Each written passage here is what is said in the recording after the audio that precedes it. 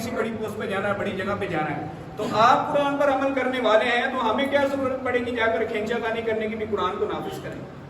جب لوگ ہی ایسے پہنچ جائیں گے ہر جگہ پہ جو قرآن کے ساتھ تعلق رکھنے والے ہیں، قرآن کو پڑھنے والے ہیں، قرآن کی سمجھ بوجھ رکھنے والے ہیں، قرآن پر عمل کرنے والے ہیں، تو پھر یہ ہمیں زیادہ تکلیف میں مبتلا ہونے کی ضرورت ہی نہیں رہے گی، پھر بڑی آسانی سے قرآن مجید کا نفاذ ہو جائے گا، پھر قانون کی کتاب بھی بن جائے گا، پھر معاشرے کا قانون بھی بن جائے گا، پھر امن و سکون بھی آ جائے گا، پھر راحت بھی آ جائے گی۔ اور یہ یاد رکھیے، یہ جو رمضان کا مہینہ چل رہا ہے اس میں دو چیزیں بڑی خاص ہیں، ایک روزہ اور ایک قرآن۔ ان دونوں نے ہماری سفارش کر دی اللہ رب العزت کے دربار میں قیامت والے دن، جب بڑی سختی ہوگی، بڑے معاملات سخت اور سنگین ہونے ہیں، اس دن کی سختی بہت زیادہ۔ اللہ تعالیٰ نے قرآن مجید میں فرمایا یوم یفر المرء من اخیہ، ذرا یہ سینیریو جو ہے نا اس کو دھیان سے سمجھیں، وَأُمِّهِ وَأَبِيهِ وَصَاحِبَتِهِ وَبَنِيهِ لِكُلِّ امْرِئٍ مِّنْهُمْ يَوْمَئِذٍ شَأْنٌ يُغْنِيهِ۔ وہ تو قیامت کا وہ دن ہے، بھائی بھائی سے بھاگ جائے گا، ایک دوسرے سے جدا، دوست دوست سے بھاگے گا، والدین اولاد سے، اولاد والدین سے بھاگیں گے، ہاں جی، بیویوں سے محبت ہے بڑی دنیا میں اور یہ رشتے بنتے ہیں، بڑے خوبصورت رشتے ہوتے ہیں، خاندانی نظام ہوتا ہے، یہ آخرت کو یہ سارے بھاگ جائیں گے ایک دوسرے سے، کوئی آپ کا ساتھ دینے والا نہیں ہوگا۔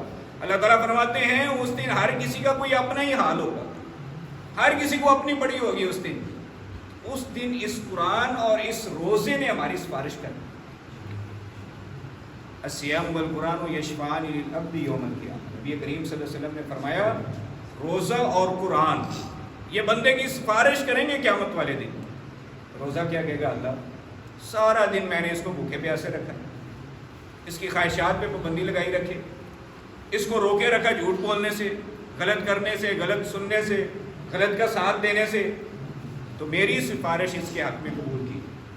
یہ انسانی شکل میں آئیں گے سفارش کرنا، پھر یہ سفارش کر کے ہٹے گا تو پھر قرآن آ جائے گا سفارش کرنے کے لیے، وہ قرآن جس سے ہم نے تعلق رکھا ہوگا، تراویح میں سنا ہوگا، پڑھا ہوگا، اس پر ایمان لایا ہوگا، اس کو سمجھا ہوگا، اگر اس سے تعلق ہی نہیں تو پھر ہماری سفارش کیسے کرے گا؟ اس لیے قرآن سے تعلق بنائیں۔ قرآن کیا کہے گا؟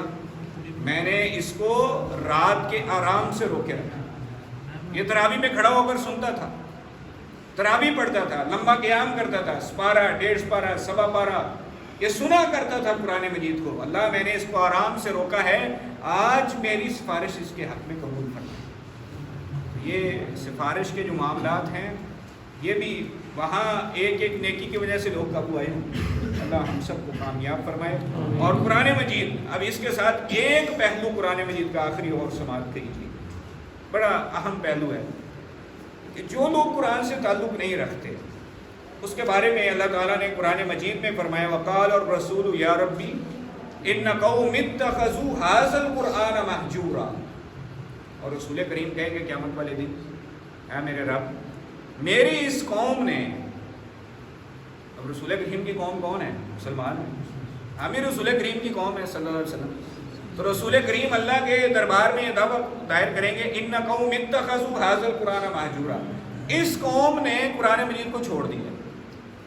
مہجور ہجر سے، ہجرت پڑھتے ہیں آپ، ایک علاقے سے دوسرے علاقے میں مائیگریشن، کنورٹ ہونا، چلے جانا، چھوڑ دینا، تو یہ دعویٰ قرآن مجید کا ہے، اور رسول کریم صلی اللہ علیہ وسلم اس دعوے کو دائر کریں گے کہ اس قوم نے، میری اس قوم نے قرآن مجید کو چھوڑ دیا۔ اس کے بارے میں حافظ ابن قیم علیہ الرحمہ نے، بڑے امام گزرے ہیں، ان کی کتاب الفوائد، وہ قرآن مجید سے بڑے فوائد اور مخصوص مسائل ذکر کرتے ہیں، انہوں نے 5 طرح کے اسباب بیان کیے ہیں، 5 چیزیں بیان کی ہیں کہ قرآن مجید کو کیسے چھوڑا جاتا ہے، یعنی قرآن مجید یہ جو دعویٰ کرے گا کہ مجھے چھوڑ دیا گیا ہے، اس کے بارے میں انہوں نے 5 چیزیں بیان کی۔ پہلی چیز یہ ہے کہ قرآن مجید توجہ سے سننا اور اس پر ایمان لانا، اس کو چھوڑ دیا۔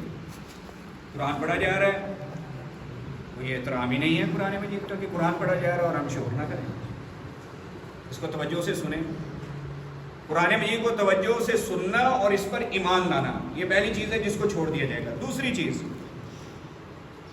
کہ یہ پڑھا بھی جائے اور اس پر ایمان بھی لایا جائے لیکن اس پر عمل چھوڑ دیا جائے گا۔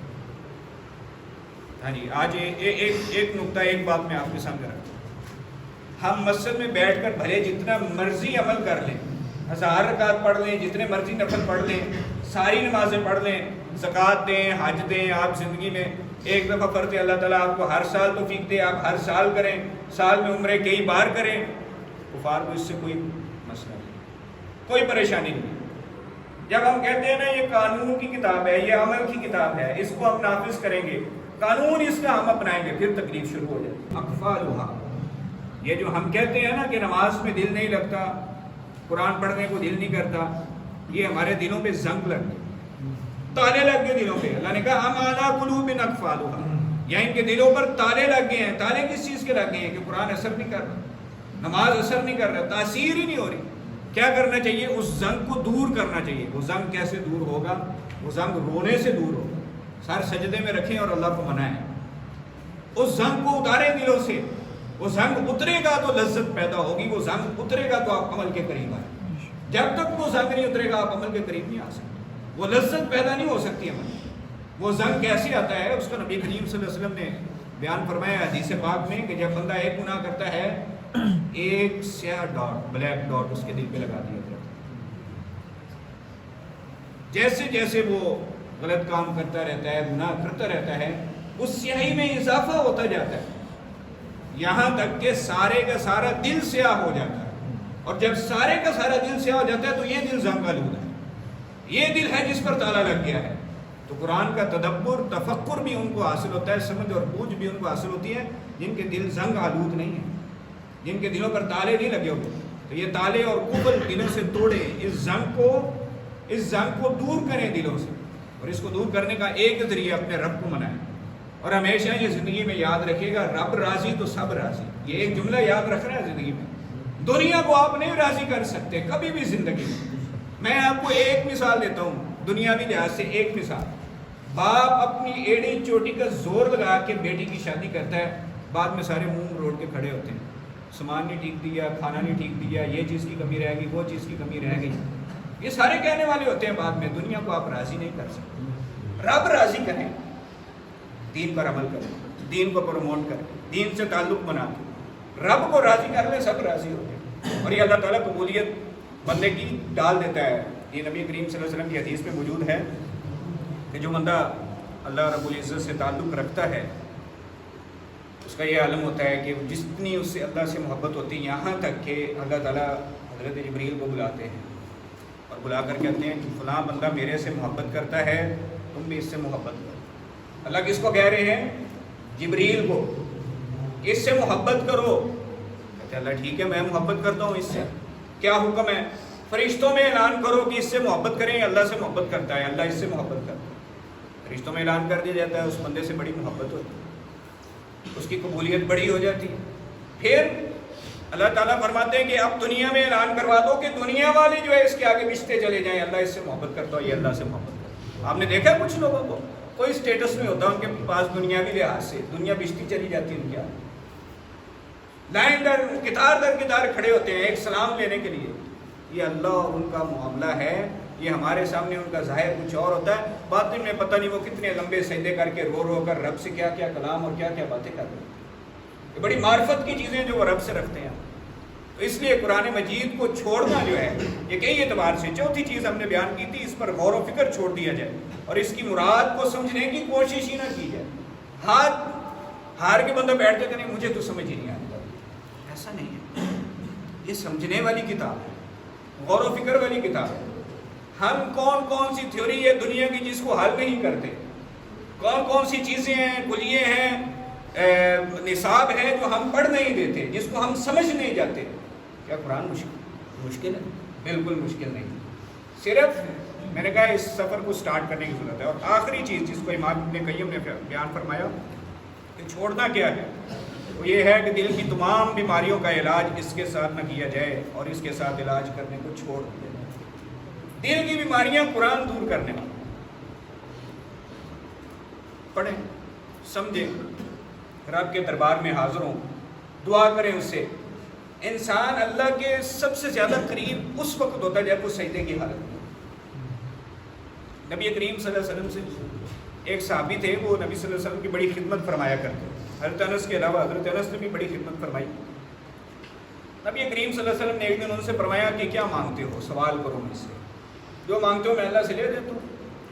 کہا میں جنت میں، مانگا بھی تو کیا صحابی نے، میں جنت میں آپ کا ساتھ اور ہمسائیگی کا سوال کر، سوال بھی کیا تو کس چیز کا؟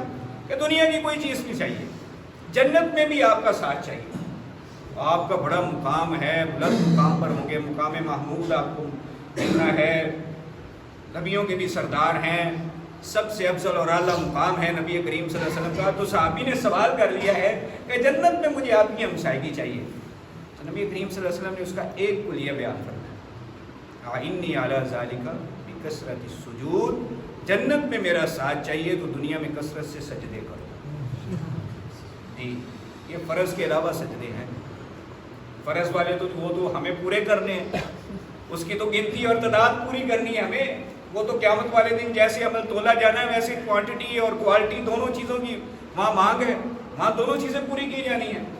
تو اس لیے یہ فرض تو ہمیں پورے کرنے اس کے علاوہ نفل و نوافل کثرت سے اب اس میں کیا ہے کہ جو سنت موقدہ اور غیر موقدہ ہیں، یہ جو ہم نے ایک تقسیم بنائی ہوئی ہے، اس کا خیال رکھیں آپ سب سے پہلی۔ اس کے بعد اگر اللہ تعالیٰ توفیق دے تو اشراق کی نماز کا خیال کریں۔ 2 رکعت پڑھنے میں کتنا وقت لگتا ہے؟ ایک ٹیچر گیا دوسرے کے آنے تک آپ 2 پڑھ سکتے، درمیان میں وقت میسر آ جاتا ہے، اور گرمیوں میں تو وقت ہی پیچھے آ جانا کلاس شروع ہونے سے پہلے۔ تو اس لیے اشراق کا خیال رکھیں۔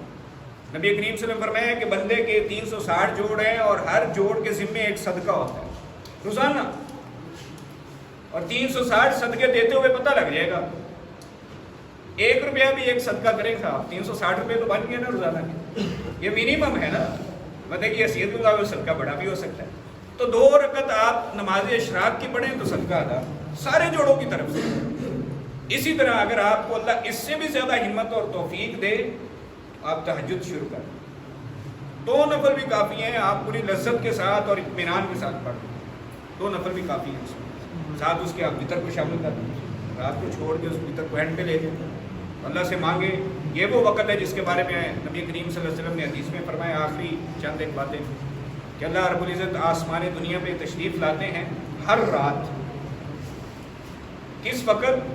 جنہوں آپ پنجابی کہتے ہیں پہلی رات، 12 بجے کے بعد کا جو وقت ہے تقریباً عمومی طور پر، ان لمحات میں آ کر اللہ رب العزت فرماتے ہیں، ہے کوئی مجھ سے سوال کرنے والا میں اس کو عطا کروں، ہے کوئی مجھ سے معافی مانگنے والا میں اس کو معاف کر دوں۔ تو اس طرح کی آوازیں اللہ تعالیٰ کی طرف سے لگائی جاتی ہیں، تو اس وقت کو اپنے لیے خاص کریں۔ اللہ رب العزت سے دعا ہے کہ اللہ تعالیٰ ہمیں قرآن مجید سے تعلق بنانے والا بنا دے، اس کے ساتھ محبت کرنے والا بنا دے، اور اہل قرآن کے بارے میں نبی کریم صلی اللہ علیہ وسلم نے فرمایا کچھ لوگ اللہ تعالیٰ کے بڑے خاص ہوتے ہیں، کہ لوگوں میں سے کچھ لوگ اللہ تعالیٰ کے بڑے خاص ہوتے ہیں۔ صحابہ نے پوچھا وہ کون سے لوگ ہیں؟ تو نبی کریم صلی اللہ علیہ وسلم نے فرمایا ہم اہل القرآن، کہ جو قرآن والے ہیں وہ اللہ کو بڑے پسندیدہ اور اللہ کے بڑے خاص ہیں۔ تو قرآن والوں سے محبت رکھنا اور قرآن سے محبت رکھنا، اس کو زندگی کا حصہ بنائیں۔ وآخر دعوانا الحمدللہ رب العالمین۔